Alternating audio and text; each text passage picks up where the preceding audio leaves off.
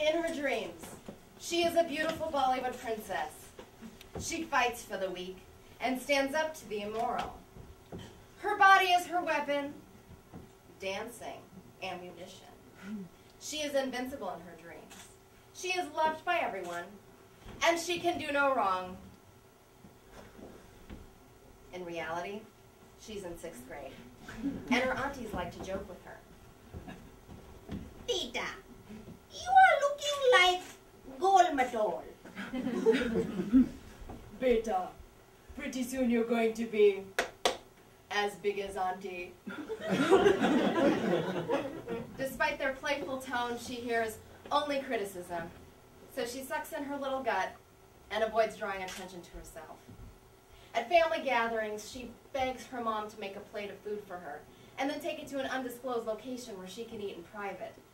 Her mother doesn't oblige. Beta, stop being fussy and eat your food properly. With the other kids, she can't stomach any more comments on how much rice she took or if she actually chewed her food before swallowing it. So she gets creative and she skips dinner altogether. She's young and on the cusp of puberty, and if it wasn't for the family functions she's forced to attend regularly, she probably wouldn't think twice about her weight. Beta, jaldi chalo. We are going to be late. It's Saturday night, and she's bracing herself for Sorna Auntie's house. Sure, there will be a buffet table lined with an endless supply of mouth-watering Indian delicacies: chicken tikka masala, gobi aloo, bangan bharta, papri chaat, and of course her favorite dessert, Gulab Jamun. But alas, Sorna Auntie will also be there. You see, Sorna Auntie is the devil incarnate. She's an enormous woman with little black eyes that glow in the dark, and when she gets nasty, tiny venomous words shoot out of her mouth, piercing the vulnerable. Auntie comments on the little girl's size. You are looking very healthy. How you are going to dance if you eat so much chicken tikka masala?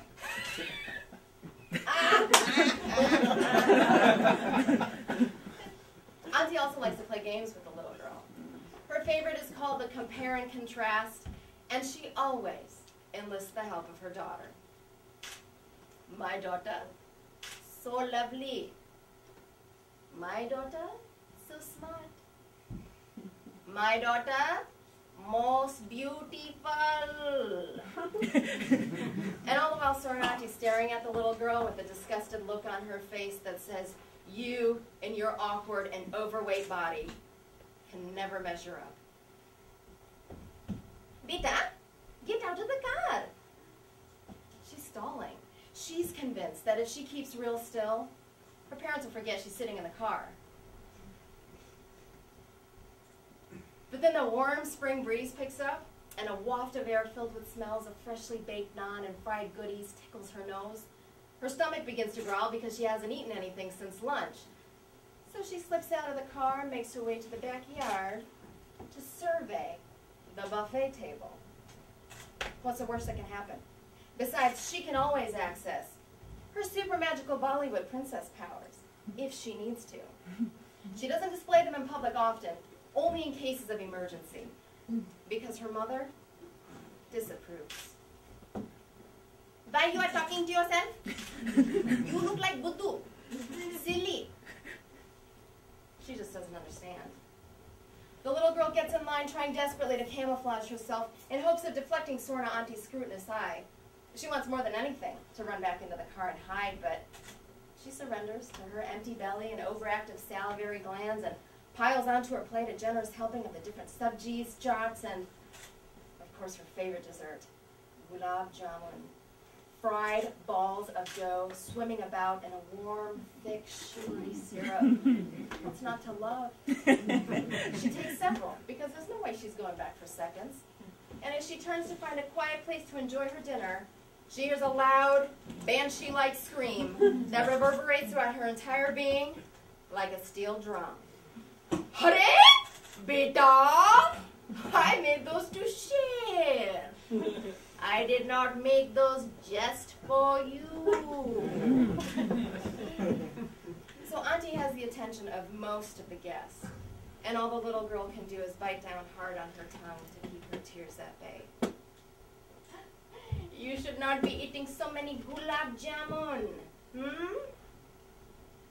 A fit of dizzying rage mixed with humiliation overwhelms the little girl. And she walks over to a lawn chair, sits down, closes her eyes, and begins rocking back and forth, trying to sequester her pain. A few seconds later, she opens one eye to see if her world has stopped spinning, or if at least people have stopped staring.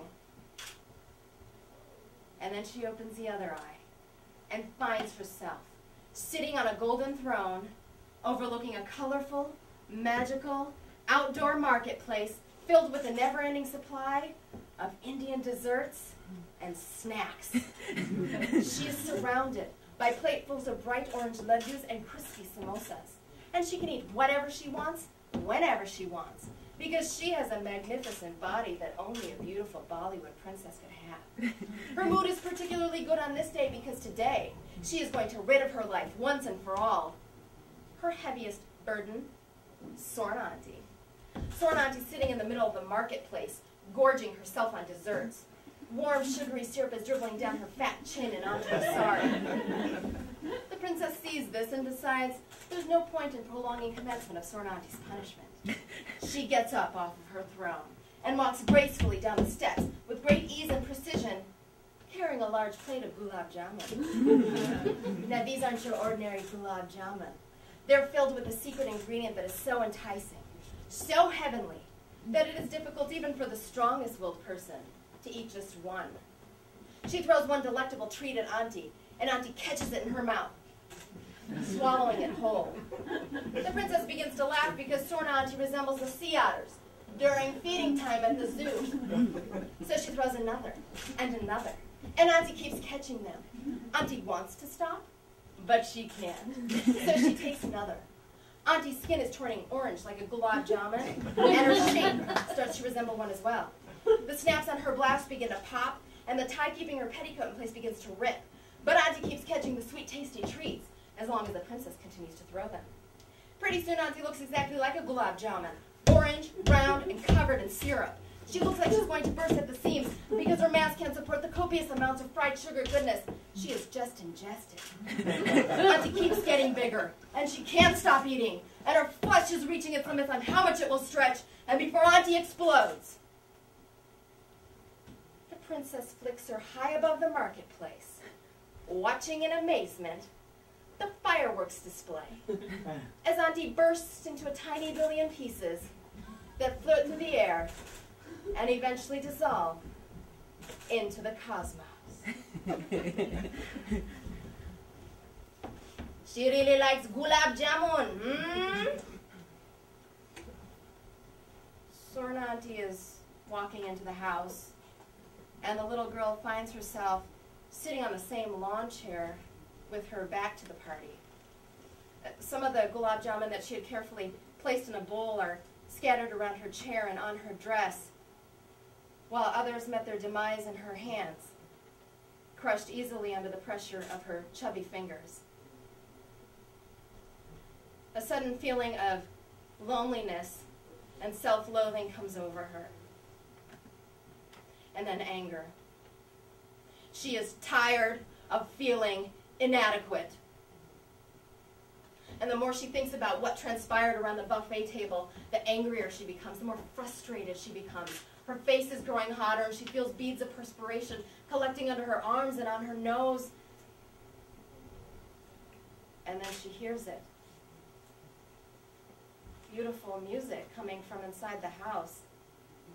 She wants to stay put and out of the public eye, but she has no choice. She is drawn in at once to those magnificent drum beats. And so she gets up off of her throne and walks gracefully down the steps and through the marketplace and into the house. She finds several kids and aunties, including Sorna, dancing. The princess knows that this is her final opportunity to extinguish from her life once and for all the beastly woman that gyrates awkwardly before her, making a mockery of the glorious melody. The princess's arms begin to move like beautiful tall grass, swaying in the warm spring breeze. Her hips join in. Not wanting to be left out, her legs and her feet follow suit. The aunties and kids stand back, spellbound by her finesse and beauty. They start clapping in unison to the beat of the drum, and this only encourages the princess to dance faster and harder with more life and vigor. Sorn Auntie's trapped in the middle, as the crowd that is gathered will not let her escape. The princess gathers up enough momentum to propel herself several feet into the air, where she ever so gently lands on Sorn Auntie's head. She proceeds to dance, and every step she takes drags Sorn Auntie further and further into the ground until she disappears altogether into the brown shag carpet below.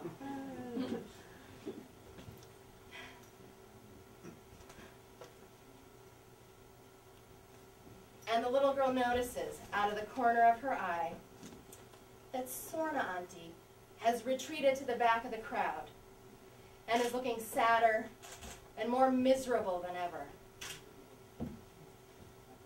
But she doesn't have time to feel sorry for Sorn Auntie, because the dancing has only just begun.